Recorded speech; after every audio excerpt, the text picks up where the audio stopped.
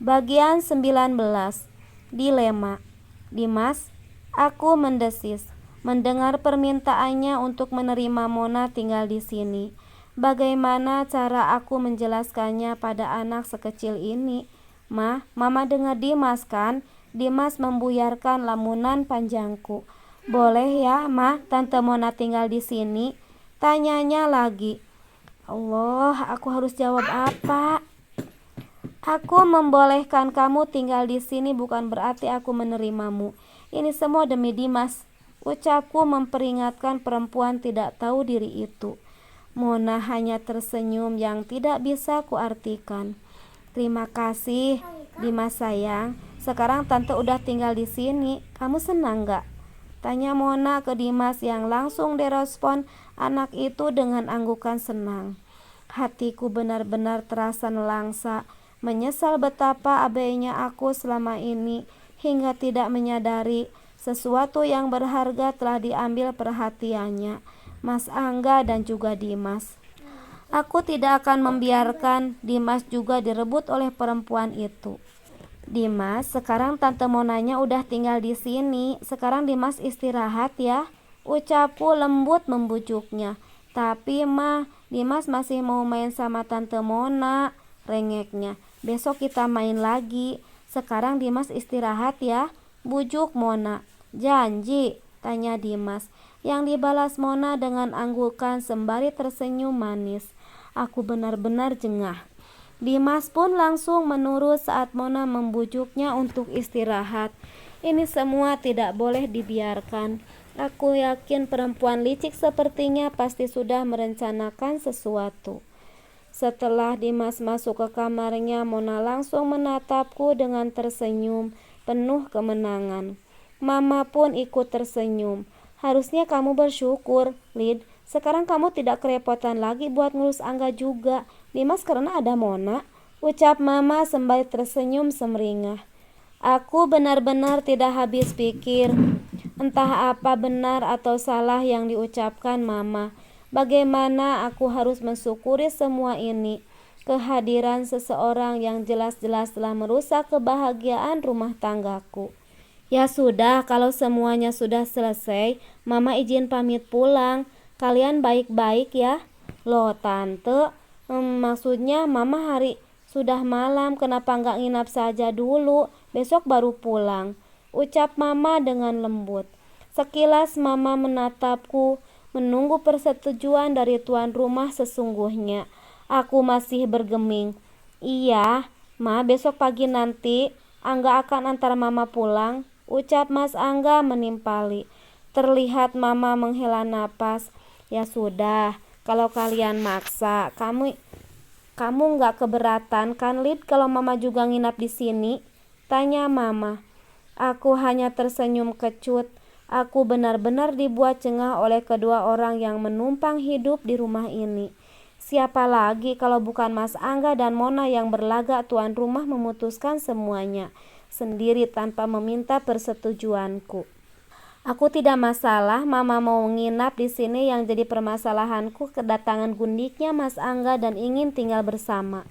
Kalau bukan karena Dimas yang belum mengerti apa-apa, sudah tentu aku akan melempar mereka keluar. Aku melangkah pergi meninggalkan mereka. Terserah mereka mau melakukan apa. Saat ini aku ingin istirahat.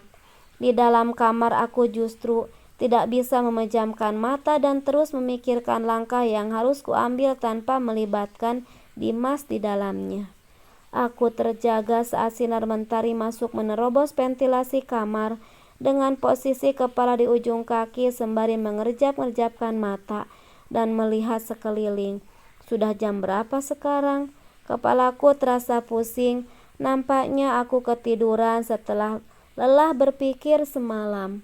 Untungnya aku memang sedang cuti sholat, jadi tidak apa kalau waktu subuhnya terlewat. Perlahan aku pun segera bangkit, menuruni ranjang dan melihat jam di atas nakas. Astaga, aku kesiangan, pukul 7:05. Dengan langkah lebar-lebar aku segera menuju kamar mandi. Tergesa aku segera memilih pakaian untuk kukenakan berangkat ke kantor. Bersamaan itu pula aku teringat, Dimas, apa dia sudah bangun? Membuatku merutuki diri. Usai berganti baju dengan setelan kardigan warna hitam yang kupadukan dengan dalaman warna putih dan juga kerudung dengan warna senada.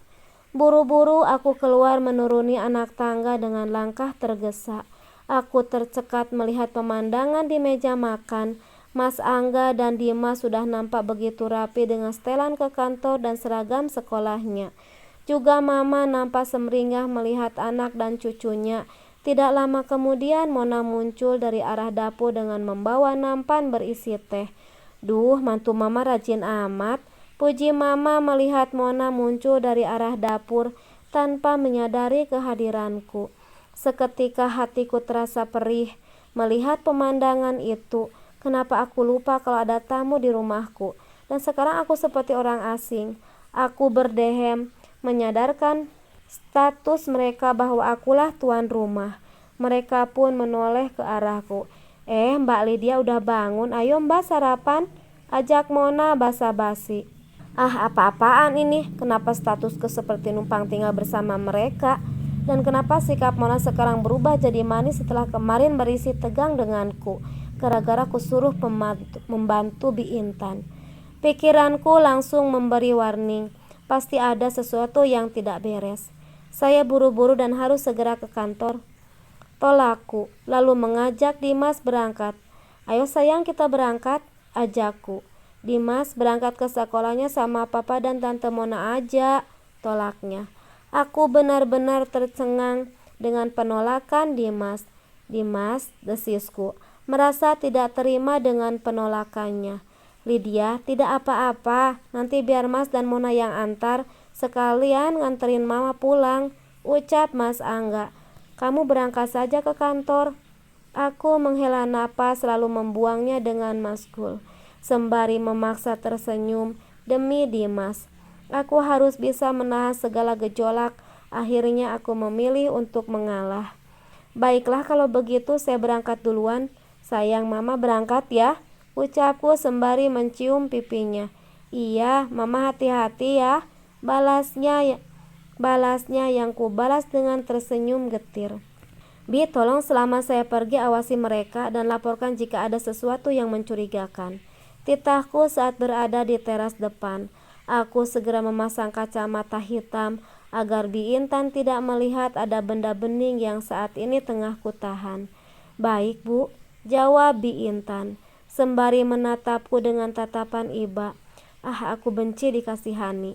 Aku segera melangkah menuju garasi dan mengeluarkan mobil, perlahan menjauh dari rumah.